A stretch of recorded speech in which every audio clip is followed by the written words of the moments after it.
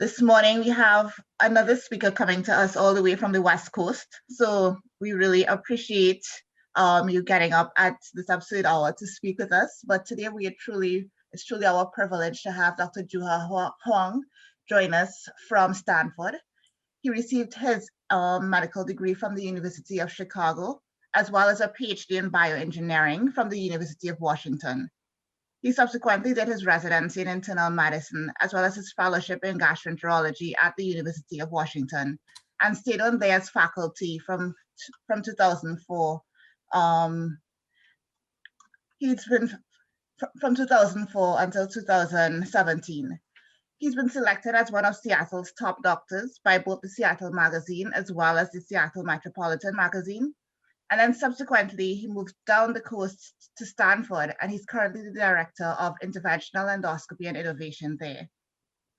He specializes in early detection and treatment of gastrointestinal malignancies, including esophageal cancer, gastric cancer, pancreatic cancer, pylori, bile duct cancer, and colon cancer. He's also an advanced endoscopist, and he has an endoscopic surgical focus on procedures such as ESD and POEM. His clinical and research interests focus on improving the early detection of gastric cancer, and he is the PI of the Gastric Precancerous Conditions Study, which is a prospective study of patients with gastrointestinal metaplasia, as well as other precancerous conditions, which combines comprehensive clinical and endoscopic data with a large biospecimen repository. He also serves as the chairperson of the Asian American Stomach Cancer Disparity Task Force. And today it's our privilege to have Dr. Hwang speak to us on endoscopic screening and surveillance for gastric cancer in the US. Thanks for joining us. Thank you. Thank you for that long introduction. It's a privilege to be with you all. It's 5 o'clock in the morning here, so and I'm just getting my first cup of coffee in, so excuse me if I am a little bit slow and my eyes are still a little blurry. It's great to see a lot of familiar faces there. And thank you for this invitation, and I look forward to speaking with you. So as many of you know, David was just out here last March before COVID hit. It was actually literally the last conference that we held in person at Stanford.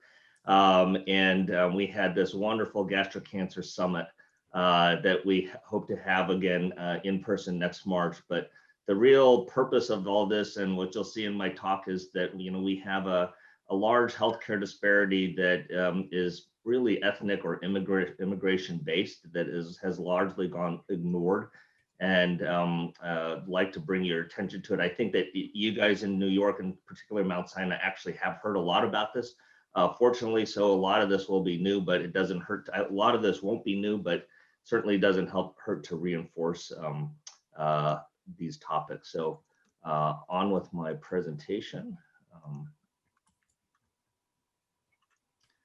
So I've been asked to specifically address endoscopic screening and surveillance for gastric cancer in the US, which doesn't exist, right? So this is more of a future topic, but I'm hoping that one day we are going to be talking about doing screening and surveillance for gastric cancer in the US. It's being done in other parts of the world and clearly effective. So in this talk, we'll discuss the demographics of gastric cancer, discuss intestinal metaplasia, which is the precursor to a large proportion of the gastric cancer. There are certainly different types of gastric cancer. I'm going to be focusing more on the intestinal type of gastric cancer, not the diffuse type of gastric cancer, because this is what we can easily screen and survey for. We'll talk about modes of gastric cancer screening and the efficacy in other parts of the world. And then just really quickly, I'm just going to touch on this, is just management of early gastric cancer, which is really ESD ideally. And this is why I think that people are starting to listen to this topic of gastric cancer, because there's so many people who are interested in doing ESD, and certainly ESD in the stomach that's where ESD started in Japan. And people are beginning to realize, well, we can only treat early gastric cancer. And in order to identify early gastric cancer, we have to do gastric cancer screening. So I think that this is one of the reasons that we're getting some traction on this topic. But to put things in perspective, we have, if you want to compare esophageal cancer versus gastric cancer, if you look at these numbers, I didn't put, which is which, but if you look in these columns, I think some people, if I'd say guess which one's which. I mean, both have poor 5-year survival for localized disease here in the US. The statistics are pretty similar. The cases, 17,000 for one and 27,000 cases in 2019 for another. A lot of people would say, well, this is stomach cancer and this is esophageal cancer, but actually it's the other way around. There are way more cases of gastric cancer in the United States than there are esophageal cancer. But the talk, for years at all our conferences was on Barrett's esophagus, EMR of high-grade dysplasia, ESD of esophageal stuff. We didn't talk about gastric cancer here in the US, but gastric cancer actually there's a higher incidence of gastric cancer in the US. So there's a lot of opportunity for gastric cancer in the United States. And so that's kind of the background and the bullet point that I'd like to get across. It's not a rare disease in the United States. It's rare to find it early because we don't screen. So, and the other thing is the ASGE has some obscure guidelines that most people don't know. This is hidden in race and ethnicity considerations in GI. I know it's a very popular standards of practice committee document that we all read, but it actually says we suggest screening EGD for gastric cancer in new US immigrants from high-risk regions around the world, such as Korea, Japan, China, Russia, and South America. Basically, if you look at this heat map and it's red, you should really consider, and the patients from these red regions and their immigrants, you should really consider screening. And I think that this particularly applies to those in large cities, large metropolitan areas that have a large immigrant community, especially New York City. So, and I think that you guys are attuned to this more so than other parts of the country. But one thing that surprised me when I moved down here to Stanford, this area has a population that's over 30% Asian. And even when I would go talk to Asian physicians, they had no idea.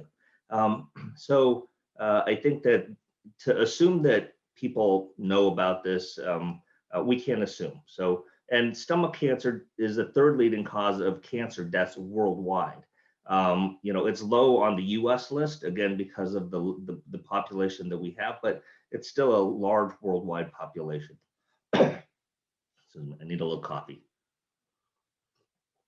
So in terms of incidence in the US, again, if you look at all comers, we aggregate everybody together and make everybody one uniform population, one homogeneous population. The incidence is really low, 10 per 100,000. So, if you compare that to colon cancer, which is in the range of like 40 per 100,000, it's much lower. But then if you start to disaggregate by race, Caucasians are down at 8.9 per 100,000. Everybody else is at least double, right? African Americans, 14.1 per 100,000. If you aggregate all Asian and Pacific Islanders together, only 14.3. But then if you start disaggregating Asians, right? Because, we're all not genetically actually similar. We're lumped that way in the studies. And that's another thing. I'm a part of the Center for Asian Health Research and Education here at Stanford. And, we're really trying to advance the concept of disaggregating, especially Asian data, because Asians make up 60% of the world, yet we're all lumped into one specific race. And if you lump all that together, then it dilutes it down. If you disaggregate and you just even look at Japanese Americans, then the signal's up to 24.2. And this is not separated by which generation Japanese American you are. This is all together. And so, it makes sense that the first generations are going to have a higher rate than third generation Japanese. And that's been demonstrated in studies out of Hawaii. But Korean Americans, and I, full disclosure, I'm a Korean American, we're at 52.5. So this is actually higher than the risk of colon cancer. So why, and it's preventable if we detect it early. So why aren't we screening these populations? Again, to put it into perspective in the United States, this is work out of USC and Jung Lee's group. But this shows you the gastric cancer incidence by age, by ethnicity. And so again, here you have Korean Americans kind of leading the pack. You have Japanese Americans. If you aggregate all Asians, still at least more than double non-Hispanic whites. Hispanics also, American Indians in particular, actually Native Alaskans have a very high rate of gastric cancer. So there are subpopulations that have very high rates of gastric cancer. Probably has some to do with genetics, some to do with environment. And then another thing to put things into perspective. So this is US overall stomach cancer incidence by age. This is colorectal cancer incidence by age. So if we just look at this, we're now proposing maybe at 45, we start screening, right? So at this level, if you look at Korean stomach cancer and Korean colon cancer, it's well above this. And we do believe that, especially for first generation immigrants, that they follow where they came from, so the natives in Korea. So again, more information basically demonstrating that there's a much higher incidence that I think that most of us appreciate. So why does this matter? If we look at overall survival of patients with gastric cancer, South Korea and Japan, which both have screening programs, South Korea they just do endoscopy. They don't really do radiography. Japan still does some radiography, but they're shifting over to primarily endoscopy. Their 5-year survival for gastric cancer overall is in the high 60%. And most of their cases are found at the early stage. Whereas if you look at the United States, our 5-year survival is only 32%, and a majority of our cases are not found. Our majority of our cases are found in the late stage, right? Very few are actually found in the localized stage. And if you see, if there's also, we're doing something funny as well, because in Japan and Korea, if they identify it early, their 5-year survival is 92, 95%.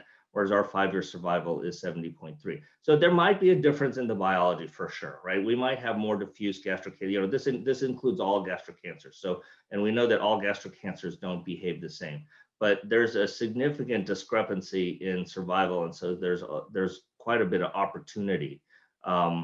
And people, again, along with the colon cancer screening, when we started that, does it really, there's no data that says it increases overall survival. There's actually quite a bit of data that shows that screening is effective. So again, these are numbers in the United States, a little bit older ones that I quoted here. But the reason I did this one was in Korea, in 2006, they instituted a national policy for screening. They were still doing screening, but it wasn't a national policy. So in 2006, the Korean government said, we will cover everybody to get upper endoscopy. And another thing that you should know about Korea is it's very paternalistic. And so if you don't get your screening examinations, the insurance companies will basically say, we're not insuring you. Right. And so you pretty much don't have a choice, and companies can actually mandate screening for their employees. So it's a little bit of a different system than the US, but they had a 10-point jump in 5-year survival after they started screening. And this is for gastric cancer survival. And if you look at this curve, again, they're finding a much higher percentage of cancers diagnosed at a local stage compared to the US or Western Europe.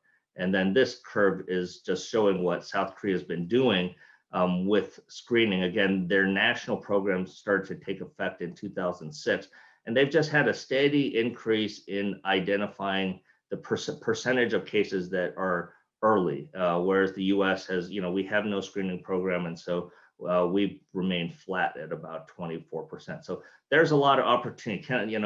Are we ever going to get to, where Korea and Japan are in terms of diagnosing early gastric cancer? Probably not, because we probably do have a little bit different mix in terms of diffuse and intestinal type gastric cancer, but we certainly can make progress. And I'll show you some data as to why we think that is the case. But the reason that we can screen for at least intestinal type of gastric cancer is because there's a precursor lesion. Just like with Barrett's and esophageal cancer, intestinal metaplasia of the stomach is thought to be the precursor lesion for gastric cancer. So intestinal metaplasia increases the risk of gastric cancer if it occurs in the setting of atrophic gastritis, which most of this does. And patients with intestinal metaplasia have a 6 to 8-fold increased risk of gastric cancer. The other thing to understand is that once intestinal metaplasia is identified, unless it's really early, it's unlikely to regress following H. pylori therapy. But if you find H. pylori, you need to eradicate it.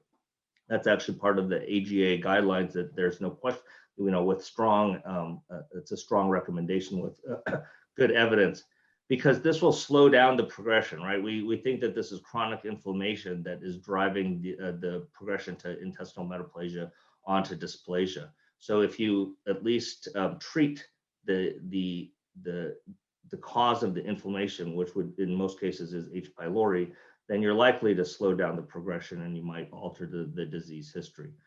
Other factors for intestinal metaplasia going on to gastric cancer is the identification of incomplete type gastric intestinal metaplasia. And more pathologists in the US are getting comfortable with identifying incomplete type. It's more of like a colonic type of intestinal metaplasia, which has a higher risk of going on to gastric cancer. The extent of involvement, basically you have both antral and body involvement. You have intestinal metaplasia involving over 20% of the gastric mucosa, similar to long segment versus short segment Barrett's esophagus and your risk of esophageal cancer. If there's a family history, particularly a first degree relative who's had gastric cancer, and then smoking, these are all thought to be additional risk factors for patients who have intestinal metaplasia to progress on to gastric cancer. And this is just a simplistic view of the Korea cascade, which is fairly well established and not many people disagree. Again, for intestinal type, you have normal stomach, and then H. pylori and other environmental cancers cause an inflammatory response. This leads to atrophic gastritis and then intestinal metaplasia soon will develop. As you have persistent inflammatory insult and progression, you can then develop early gastric cancer. And again, it's hypothesized that the carcinogenic cascade induced by H. pylori infection, among other environmental factors, Koreans like burnt meat. So we think that might be one additional one, high salt diets, things like that. But clearly H. pylori infection is thought to be the primary driver and something that typically starts this. In terms of atrophic gastritis and H. pylori, current or previous H. pylori infection and persistence, like I said, persistence of atrophic gastritis increases the risk of gastric cancer by 6 to 8-fold. Persistence of atrophic gastritis without H. pylori infection actually confers the greatest risk. So people often say, well, why can't we just screen for H. pylori and then treat for H. pylori and then we're done? So the problem is you need to check for atrophic gastritis as well. So if you have burnt out H. pylori infection, which is this group right here, you actually have the highest risk of going on to gastric cancer, and you will be serologically negative for H. pylori in this particular group. So that's why H. pylori testing alone is insufficient in terms of testing. If we get it young enough, if we get the patients young enough, we don't know what age that is, but if we, one proposed method is test people in their, 20s and 30s for H. pylori who are at risk. If they're risk, treat them, and then that should be primary prevention of gastric cancer, which is reasonable, but that can't, once you reach your 40s and 50s, the damage has probably already been done, and if you have burnt out atrophic gastritis without H. pylori infection, you're actually at highest risk. And so that's why an endoscopy is still necessary in order to identify that. This is a study that we did at the University of Washington when I was still there. We basically looked at all patients who had endoscopy and we compared them to patients who were diagnosed with intestinal metaplasia and stratified them by their race. And so this pie basically represents the population of Seattle, the demographics of Seattle. So, 67% Caucasians, 7% Asians, 9% Black or African American, 4% Hispanics. But if you look at the population that actually gets gastrointestinal metaplasia, Asian Pacific Islanders were well overrepresented, right? So it went from the 7% baseline population to 28% actually having intestinal metaplasia. Again, also Black and African Americans overrepresented, Hispanics overrepresented. So, we did an analysis. Overall prevalence of intestinal metaplasia was 5.7% in our population. So not rare. Caucasians only had it 3.2% of the time. Hispanics on endoscopy had it 11.5% of the time, and the Asian Pacific Islanders have it almost a quarter of the time on endoscopy. And if we looked at gastric cancer risks, the odds ratio, the two that really popped out were the presence of gastric intestinal metaplasia and East Asian ethnicity. If you just looked at Asians as a group or other Asians, the odds ratio was still higher, but not substantially higher. And then, this was a smaller study. This had only about 100 patients. We're doing another study here at Stanford where we have almost 1,000 patients, and that will be presented at DDW. But you can even see here, just H. pylori infection doesn't confer that much higher of a risk of gastric cancer. So you really need to progress on to intestinal metaplasia to have that increased risk of gastric cancer. And in terms of, what does it look like when you've had H. pylori infection and atrophic gastritis due to H. pylori infection? It's really this one, this multifocal. The inflammation is throughout the entire stomach, but the atrophic gastritis and the metaplasia really affects primarily the region of the antrum and incisura and lesser curvature of the body. And that's in contrast to autoimmune gastritis, where most of the inflammation, again, is in the parietal cells, right? They're in the body, and you have most of your atrophic gastritis that's occurring in the body. So that's the difference. The antrum is usually unaffected. These patients are also increased risk of gastric cancer, and there's some debate, as to whether or not these patients should be surveyed. But I've had patients who, have developed high-grade dysplasia and early gastric cancer in the setting of atrophic gastritis, and so I do survey these patients. So let's go on to how to perform the endoscopic examination. There is growing momentum for this this codified or standard exam where you take 25 basically, or is it 21 images in 5 different areas of the stomach. And so I took this from a reference that was published about 4 years ago. But basically, you have 5 images of the antrum. You do pyloric channel, anterior wall of the antrum, lesser curve, posterior wall, greater curvature. Then you go by lower third. You do lower third of the body, mid body, upper third of the body, and then you do retroflex view, and then the incisura. And this seems to be the most systematic way. Do I do this right now on all my patients? No. I just do a very careful examination. And I think the most important thing that you'll notice is that there's no foam, right? When you do, the keys to doing a good examination of the stomach are to appropriately distend. You can't examine the stomach if you don't adequately distend the stomach, and to make sure that you've cleaned off all of the debris and foam from the mucosal surface, just like you would do for a screening colonoscopy, right? And so I took this video from their article. I actually really like this. I didn't do this myself, so this is from their article, but it shows you how quickly you can do a systematic exam of the stomach. So this is it. I will let him talk. At the pylorus, registering a center image of the pyloric ring area 6. If you look at this patient has intestinal metaplasia. He doesn't talk about this, but you can see these bumps, and that's intestinal metaplasia. Curvature area 8. He doesn't go to NBI, unfortunately, but he's just showing how fast you can do this examination. The greater curvature area number 10. The scope is gently pulled backwards to examine the lower third beginning at the anterior wall, area number 11. Look at this line that demarcates the antrum and lesser curvature, the body. Area number 12. The posterior wall, area number 13. Posterior wall's right here. And the graded curvature, Right area there. 14, also known as the transition zone. By gently pulling backwards and rotating the scope in a clockwise manner, the middle third is examined starting at the anterior wall, area 15. Here, I would say he needs to distend the stomach just a little bit The more. lesser curvature, area 16. Up here. The posterior wall, also known as the spur, area 17. And lastly, the graded curvature where the gastric folds are captured horizontally, area number 18. Then the graded curvature of the upper third, area 19.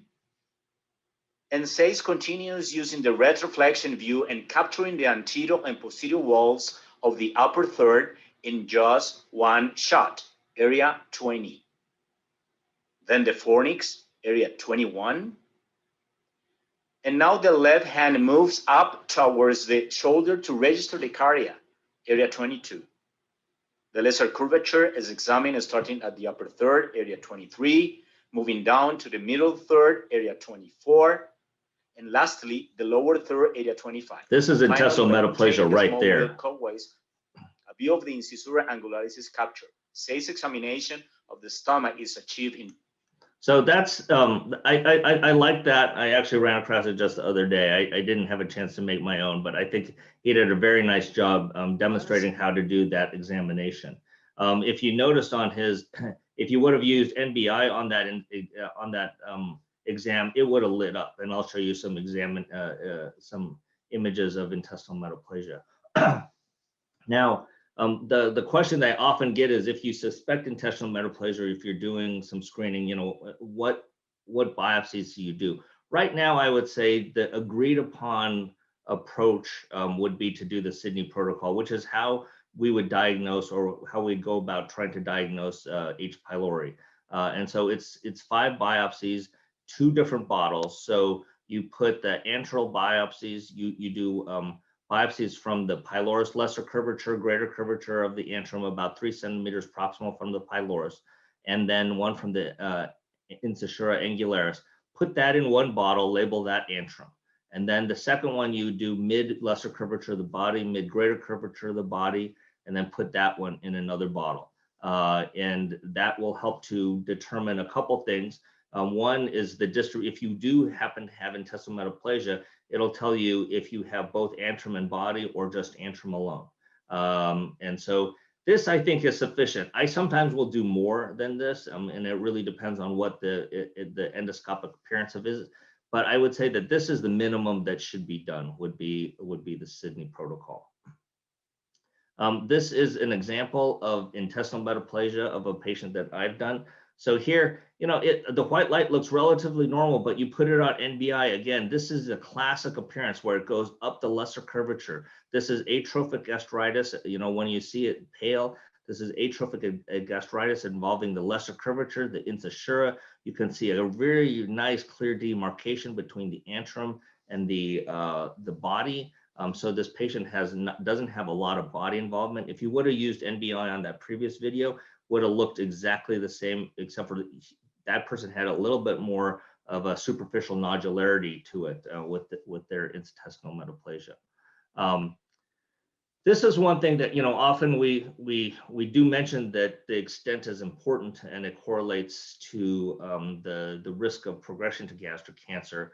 The most widely cited use of or tool to document the extent is the Kimura-Takamoto classification, where they have a C1, 2, 3, and then an O, 1, 2, 3. C stands for closed, O stands for open, and then essentially it's antrum limited. C1 and 2 are antrum limited up to the incisura.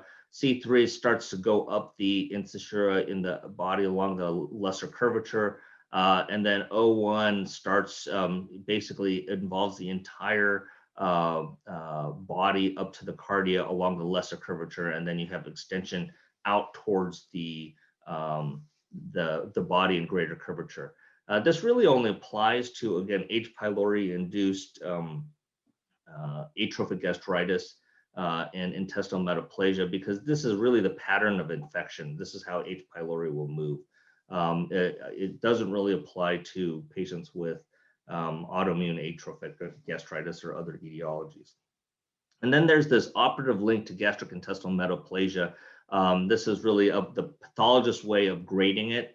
And this is being proposed, the Europeans are really trying to standardize this, and we're using this at our institution for documentation. But basically, you take the antrum and you score the severity of the intestinal metaplasia, and then you take the biopsy, you score the severity of the intestinal metaplasia, and then you come up with kind of the grade, the OLGIM grade.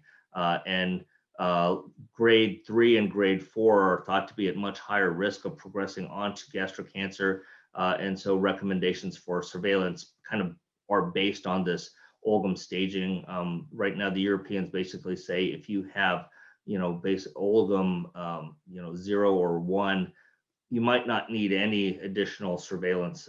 But starting with OLGIM 2, you should probably start having some surveillance on an every 3-year basis, and if it's more severe, then at a shorter interval. So again, here's some pictures. This is white light versus NBI. So I think NBI really does help to accentuate the extent, and it helps you to identify where the atrophic gastritis is. Again, you can see this creeping up the lesser curvature over here. Hard to see, but now that you kind of are trained to that, you can see that it does appear a little bit more pale, but it's certainly, there's much more contrast when you use NBI.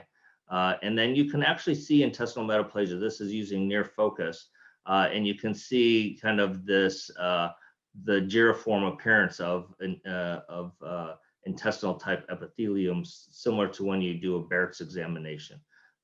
So this is definitely not normal gastric mucosa.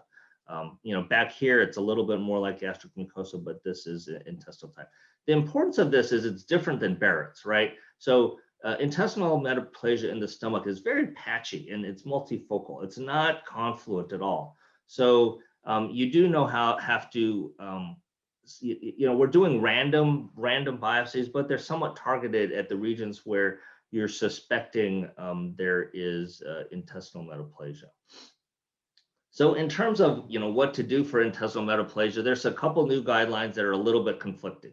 So the ASG, again, has this kind of buried that a lot of people don't read on intestinal metaplasia, that we suggest surveillance endoscopy for patients with intestinal metaplasia who are at risk of gastric cancer due to ethnic background or family history. Optimal surveillance intervals have not been extensively studied and should be individualized. And we recommend endoscopic resection and surveillance endoscopy for patients with confirmed high-grade dysplasia when feasible. So the AGA just came out with guidelines this past year. And initially, they were a little bit controversial. This first one wasn't. So in patients with intestinal metaplasia, the AGA recommends, and it's a strong recommendation, testing for H. pylori followed by eradication over no testing and eradication. So it's a strong recommendation with moderate quality evidence. So if you identify intestinal metaplasia, you should ask your pathologist to look at the slides and evaluate for H. pylori and potentially do serology to make sure they don't have H. pylori and treat if appropriate. And this just prevents the progression, right? It says this isn't, if it's very early intestinal metaplasia, there might be slight regression, but in most cases, there's just no regression, but we're trying to slow down the progression of the atrophic gastritis, the inflammation, and progression to gastric cancer. This one was the one that was slightly controversial, but we kind of lobbied the AGA, and because initially their recommendation was in patients with GIM, the AGA suggests against routine use of surveillance of endoscopic surveillance, period, and that was it. But they did now add a comment for us stating that patients with intestinal metaplasia who are at higher risk for gastric cancer, who put a high value on potential but uncertain reduction in gastric cancer morbidity, mortality and who put a low value on potential risk of surveillance endoscopy may reasonably elect for surveillance. So that includes people who have incomplete IM, extensive intestinal metaplasia, and a family history. And then we should also consider racial and ethnic minorities and immigrants from high incidence regions. So I think that that's fine. And oftentimes what happens is that we don't interpret recommendations correctly. I did the systematic review for the pancreatic cyst, and I didn't have anything to do with the writing the guidelines, but the guidelines came out and they're very controversial, right? Because they said, don't do this, stop surveying after 5 years.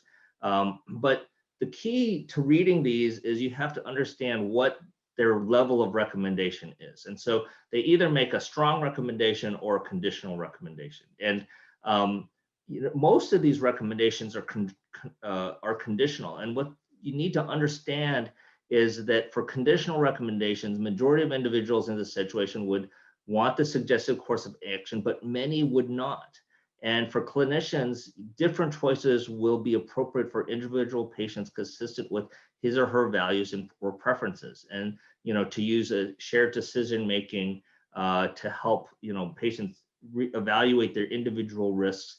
And this is where, like, again, with pancreatic cysts, perfectly reasonable to continue surveillance beyond 5 years, like if they're young. And so same thing with gastric intestinal metaplasia. If they're Korean and they have intestinal metaplasia, I think, in this day and age with the information that we know, it would be unwise not to at least discuss with the patient, hey, but although our national guidelines don't suggest doing screening, your national guidelines from Korea, do it every 2 years. And if it would be perfectly reasonable for you to undergo surveillance endoscopy. Now the challenge is it has to do with policy, right, and health insurance, because screening isn't a covered. It isn't covered like colon cancer screening, and so it can be expensive for patients to have their endoscopy, even with insurance, depending on what their deductibles are. So, this is something that we are working together with our group to try and, approach the USPSTF to consider the data to supporting gastric cancer screening in these high-risk populations here in the United States. Here's another video of intestinal metaplasia, actually with high-grade dysplasia. So this is a lesion here, and I show a variety of techniques on this particular endoscopy. So this is a patient, this is their white light examination. Again, this is their examination on NBI, and you see these like dark patches. That's what you would have seen on that other examination on that showed you how to do the examination. Here, they're much more extensive atrophic gastritis. This I injected acetic acid, so which is like dilute vinegar. And what that does is it creates this aceto-white reaction and helps you to identify areas that are likely to be intestinal metaplasia. I don't do it all the time. Again, this is more for demonstration purposes. This is chromoendoscopy with methylene blue, not indigo carmine. So what methylene blue does is it actively is taken up by intestinal type epithelium and not by gastric epithelium. The problem with doing this, I don't recommend doing this because it just takes forever. And the reason I think that it really works is that you spend a lot more time in the stomach doing a more careful examination. So these are just different techniques that have been used that I just wanted to demonstrate. A few years back, we wrote a review in GIE, basically discussing screening and surveillance for gastric cancer in the US. And this was an algorithm that I had proposed, and this has to do with basically, if you have a first or second generation immigrant from a high incidence region or a family history of gastric cancer, then you should consider EGD at the age of 50s at the same time that you have your colonoscopy. And this basically is a one-time screening endoscopy to risk stratify.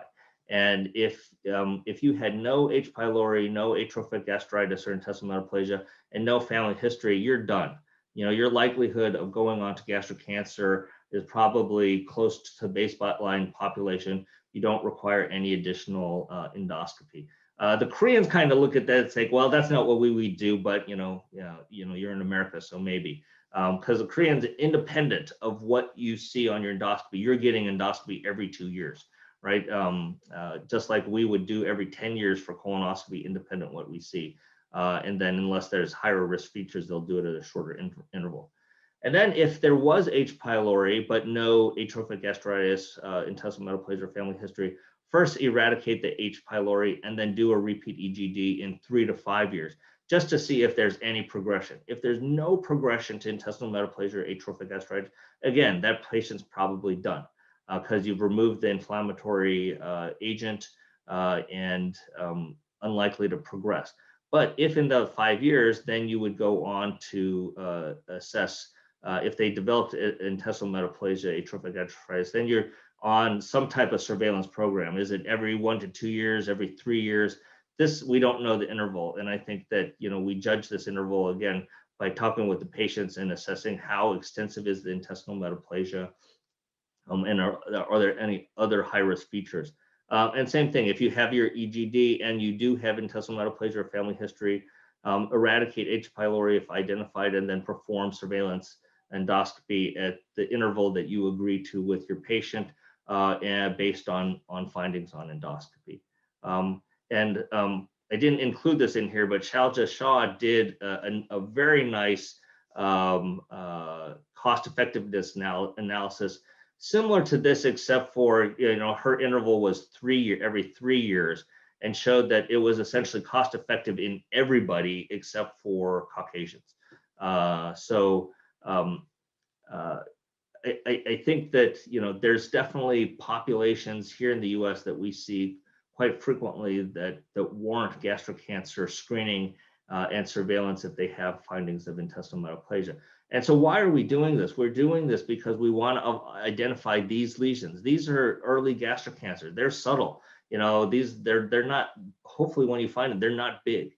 So it does require a careful examination. But again, I think this is why there's interest now in the US, because more and more people want to do ESD. And if you want to do ESD, you have to find early lesions. And there are, again, based on the numbers, there should be thousands of ESDs that we're doing in the stomach that I can guarantee you we are not right now. And so there's great opportunity for those who want to do ESD to help people who really need to be cured of early gastric cancer. So here's a simple early gastric cancer. You do a perimeter marking, and then you do injection, incision, and then you can do the resection. So this is an exciting procedure, and it's very rewarding, and it's nice that patients don't have to go for surgery. And there have been many studies. Basically, if we select the right patients, and there are clear-cut criteria for selecting the patients for ESD, we select those patients that they do well without having to have a partial gastrectomy or even total gastrectomy. So, just to conclude, who's at risk? In the US, basically, we are a country of immigrants, and especially New York has a high density or high population of immigrants. And, you just need to know where your patient's from and are they at high risk for gastric cancer? And I think we're doing a much better job at identifying who the high risk people are, and we should consider doing endoscopy. I would like to see a date when, when we talk about screening endoscopy, not just screening colonoscopy. I really would like to see a time when, at the age of 50, you come in, you get your colonoscopy and your upper endoscopy. And I think that, for Caucasians, their risk for Barrett's is still present. And then for, other immigrants, it might be gastric cancer. But, if we combine the two, and we might pick up earlier disease. So the take-home points from this particular presentation, there's clearly a high-risk population here in the U.S., and we should not bury our heads in the sand and be nihilistic about this. We can do something about early gastric cancer, and we need to do something about that. So, if you, again, run across patients, consider doing endoscopy. Pre-malignant condition exists for this entity, which is why we can do screening similar to Barrett's esophagus. As I mentioned, there's no current guidelines on gastric cancer screening in the US. I'm trying to get Dave to help us, and the societies to help us. We've been working closely with Howard Koh as well, who was the former Assistant Secretary of Health and Human Services and is very well connected. But we're making some momentum, and so we really do hope to get this in front of the USPSTF. And my overall goal somewhere, hopefully before I die, is that we do have some recommendations for high-risk populations here in the U.S. for screening for gastric cancer. High-grade dysplasia and early gastric cancer can be managed, and that's why screening theoretically is going to be effective. In the past, they'd have to go for surgery. So, some would say, yeah, well, what's the point? But we can really make an impact in these patients as well without the need for surgery. So, in the US, we have such poor outcomes with gastric cancer. We really need to improve these outcomes. It's embarrassing. But, fortunately, the NIH also gets it. I think funding for gastric cancer is going sharply increasing, and we recognize that prevention and early detection and early treatment are important to improve outcomes. So with that, I appreciate your attention and happy to field any questions. Thank you.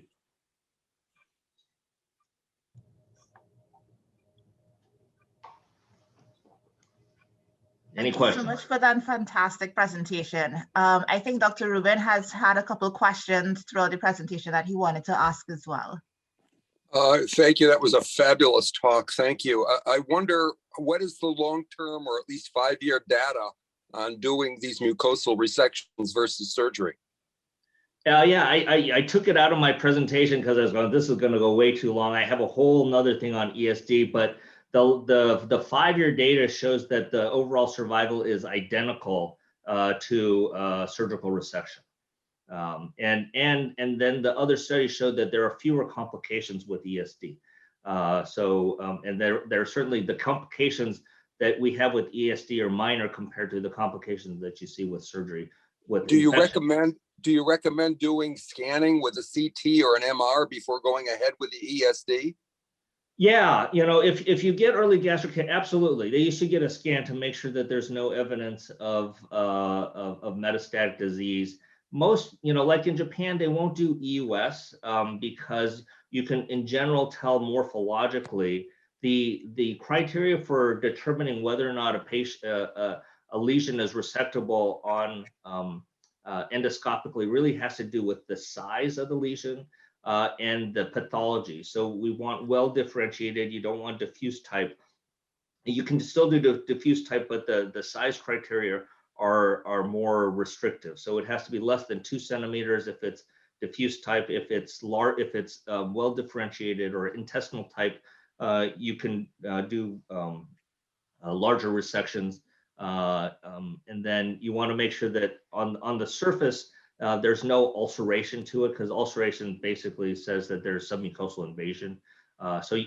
There's a lot of endoscopic features that we can do to assess for the risk of submucosal invasion.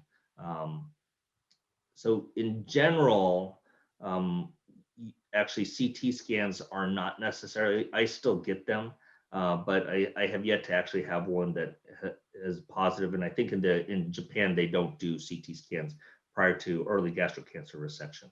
And oftentimes, what we look at them, and the way I look at it oftentimes is this is, if it's not curative, at least it's a better diagnostic resection. And it gives us more information as to, is there lymphovascular invasion? What's the depth? Because we know that EUS just isn't very good at staging between stage 1 and stage 2. Thank you. Juha, I'll chime in. First of all, that was a tremendous presentation of a really important topic. It's really good to see you. Likewise. You're absolutely right. The very last time I left the New York City general area was last March. I think it was like March 5th or something like that. And I spent a wonderful day with Juha and Howard Koh and all the folks that he just mentioned at Stanford talking about early gastric cancer. And Shelja was there. And Shelja's actually on this little Zoom meeting also. Oh, So, is she? yeah, well, her picture is, so I think she's I thought listening, that- and I'm not sure she's in video mode at the moment. But anyway, I think the stuff you mentioned about guidelines is really important, because guidelines turn out to be the way that, you know, both people learn to practice, and then also how insurance coverage gets done. So the ASG guideline you pointed out that recommends screening first generation immigrants, I don't think that's widely known. And I think we have to help get that message out to people, because it actually then sort of allows or empowers us to do that, especially like, as you mentioned, in the New York City and other metropolitan areas. And then the second point is, you know, how can we go about disaggregating, you know, Asian racial data as you described, because not everybody's the same, and lumping this giant group into one category and then saying, okay, in the United States, they're not high risk, is doing a major disservice. Right. Yeah, and that's, you know, we have this new Center for Asian Health Research and Education, and that's really what we're trying to promote across all disease states, is that, you know, it's 60% of the world population, and to lump all of them together, you know, is you know, we just lose a lot of granularity in the data. Juha, thanks very much. That was a really terrific talk. I actually wanted to ask you a little bit about the time it takes to do a quality exam and sort of learning to do a quality exam. You know, as you said, there's you know, getting rid of the debris and the bubbles, you know, is of course of paramount importance. But I guess, are there, you know, I would venture to say that people in the U.S. don't necessarily do the same kind of exams as what is done perhaps in East Asia. And so what recommendations do you have, I guess, for those of us who would like to, you know, be able to do those types of quality exams? Yeah, I don't think it's difficult. I really don't. I mean, you know, the question is, do we need to do something systematic, like was mentioned in the other slides in that video, or, you know, do you just do, you know, what are features of a high quality exam? You know, I do think, you know, there's technology coming down the pipeline for colonoscopy that will tell us the percentage of mucosa, you know, visualized. I think that's even easier to apply for the stomach, right? So there's definitely technology coming down that'll say, did we look at the entire gastric mucosa? You know, in Korea, they consider a long exam like 2 to 3 minutes, right? so you know, but there's other Western studies that have looked at basically 6 minutes being kind of the break between, you know, physicians who find intestinal metaplasia or neoplastic lesions, and then those who don't. And so it's probably somewhere in there. You know, that video demonstrates a full exam in 2.5 minutes, right? You know, so it doesn't take that long. The cleaning, you know, probably takes longer. You know, and the question is then, you know, how do you incorporate NBI into that examination? Do you do that first and then follow that by NBI? Because I do think that, you know, you do need to do NBI and then do biopsies. But, you know, I think gone should be the days that you look at an EGD as the opportunity to catch up. You know, we should really be doing, you know, high quality examinations of the upper GI tract. The stomach should no longer be thought as the conduit to the duodenum. You know, so I think things are changing. We're doing a study here on quality in endoscopic practices, where we're going to start looking at quality metrics and training a subset of our physicians, and then seeing if there's a difference. But I think those are the studies that need to be done. There's a lot of opportunity out there for that. You know, if you guys want to collaborate on something like that, that'd be fantastic. Juha, hi, this is Steve Itzkowitz. Thank you so much for that marvelous presentation. Good to see you. You know, there's obviously compelling data that H. pylori is the major driver for gastric cancer. But a fact that I think very few people have considered is, in the United States, in the early 1900s, gastric cancer was much more common than colorectal cancer. Oh, absolutely, right. And as the century evolved, in the last 120 years, it flipped. Gastric cancer became lower, and colon cancer, and even in Lynch syndrome, which is genetically driven, the same pattern was seen, where there was more gastric cancer than colon cancer, even in Lynch syndrome. if this is all due to H. pylori, how do we explain that? I don't think it's all driven by H. pylori, but I think a large proportion is driven by H. pylori. And certainly, the intestinal type is driven by H. pylori. I don't know about, some of the diffuse type might be driven by H. pylori. Again, there might be an inflammatory component to that, but again, not all gastric cancer is the same. And I think, diffuse type it does behave differently than intestinal type. And so I think that's part of the difference. And I think that's part of the difference in the US as well. And I guess a related question would be the second generation Koreans and Japanese. What data do we have that the children of immigrants who have high risk carry that same risk? Yeah, we have no data, right? I mean, they're trying to get that down at USC. And Jung Lee is kind of working on a cohort down in LA and separating them out by generations. But the only study that we have is the one out of Hawaii that looked at Japanese immigrants, and it showed that the first generation kind of have the same risk, but each subsequent generation they kind of normalized towards the baseline population. By the third generation, there's no signal. I think, again, we can't say, okay, since it happens to the Japanese, it happens to everybody else, because there are different cultural aspects to this as well. A lot of the Koreans really hold on to their culture. So, if there's an environmental factor like what we eat, I eat worse than a native Korean, to be honest with you, right? And there's one study that I don't think a lot of people are aware of. John and Adomi told me about this. He said that they did a study of colon cancer in Southern California, and Koreans who immigrated to the U.S. actually increased their risk of colon cancer. And the thought was, or my thinking was, that they had more access to, kind of burnt meat, right? It's more expensive, in Korea, and some of the environmental factors got exaggerated with their move. So things don't necessarily get better, and I don't think we can assume that everything gets better once you immigrate to the U.S. So we need to do those studies. Hi, I have a question. Sorry, never mind. Hi, Juha. Nikhil Kumta here. It was a great talk. Thank you for that. I would echo here a lot of your comments with our ESD program. Given that we're in New York City, we have a lot of Japanese, Korean, Chinese descents that undergo gastric cancer ESD. And I think one of the key things is choosing the appropriate candidates based on the factors that you had delineated in terms of the histologic differentiation, presence of ulceration, and obviously size criteria. I just wanted to get your thoughts, shifting a little bit towards thinking towards the future. The applications of artificial intelligence and convolutional neural networks in the application of colonoscopy seem to be light years ahead for polyp detection.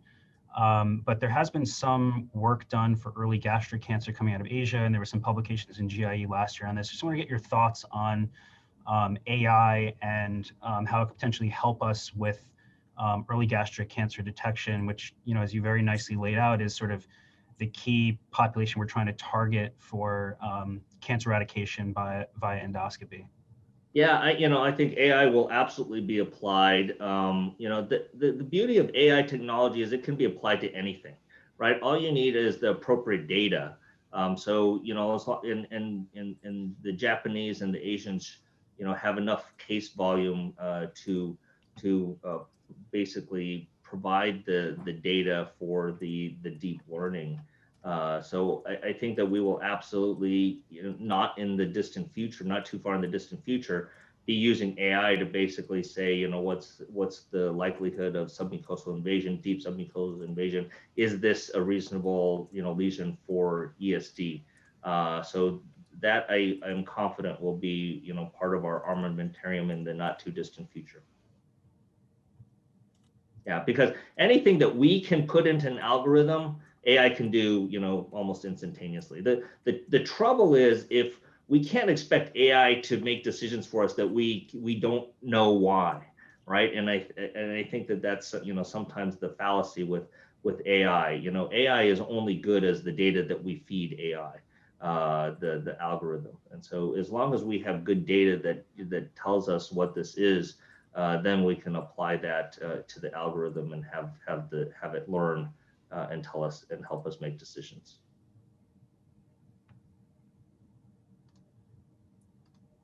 There's one last question here from Alana Mazer in the chat. Juho, she asks what your practice is for surveillance of incomplete versus complete metaplasia, and whether you repeat endoscopy for complete metaplasia.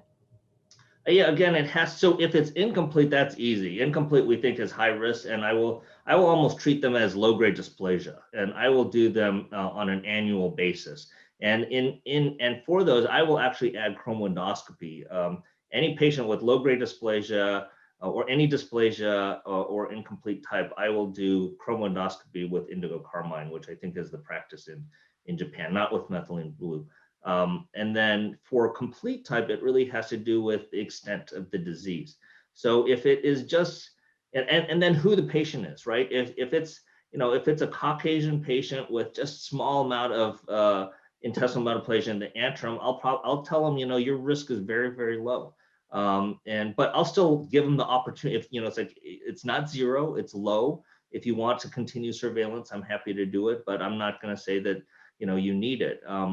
Whereas if it's a new immigrant from Korea and they have complete type intestinal metaplasia, but it involves, you know, has a typical pattern, lesser curvature, you know, I'm going to bring them back every 2 years.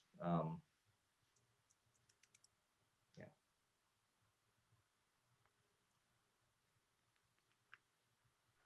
Any other questions? I'm awake now, so. Thank you so very much for joining us at this early hour. It was a phenomenal presentation, stimulated quite a bit of discussion to a topic that's really relevant to us working in New York with our large immigrant populations. So I just wanted to say thank you again. Wonderful talk. Thank you for the opportunity, and yeah, please start surveying or at least have discussions with your patients from high-risk areas. So I appreciate you guys listening, and thank you for the invitation.